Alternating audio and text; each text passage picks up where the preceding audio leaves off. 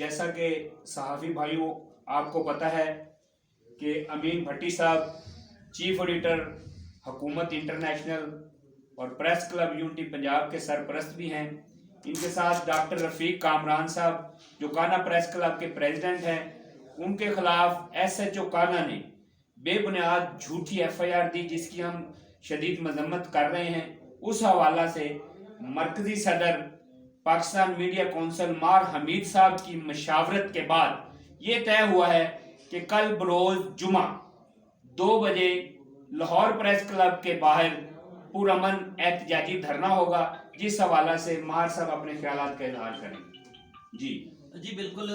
یہ جو ہے جب ایف آئی آر ہوئی ہے تو سراسر ہم نے ویسے بھی امین صاحب کے علاوہ بھی معلومات لی تو تمام دوستوں نے کہا کہ یہ مقدمہ جو ہے بے بنیاد اور جھوٹا مقدمہ جو ہے وہ قائم کیا گیا ہے. اور پولیس کا یہ شیوا رہا ہے کہ اگر امین بھٹی صاحب کا صحافت سے تعلق شاید نہ ہوتا تو یہ ایف آئی آر نہ ہوتی، کیونکہ صحافی کا جہاں لفظ آ جاتا ہے یا میڈیا کا آ جاتا ہے تو پولیس کو کوئی بہانہ بس ملنا چاہیے تو فوری ایف آئی آر کاٹی گئی. کوئی اور عام آدمی ہوتا تو اس کے خلاف یہ ایف آئی آر نہ کٹتی.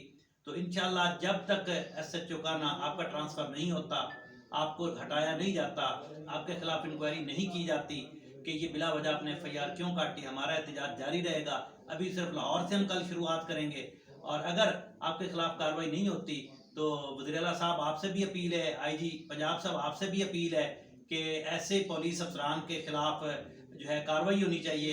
کیونکہ ایسے پولیس کے افسران جو ہیں وہ خاص کر جو ہے کیونکہ نیا پاکستان ہے تو حکومت کے لیے بھی پیسے جو ہے شرم بن رہے ہیں. پیسے جو ہے سمجھ لے کہ آپ کی وجہ سے یہ ایسے ایس ایچ او کی وجہ سے جو ہے حکومت کی بھی بدنامی ہو رہی ہے.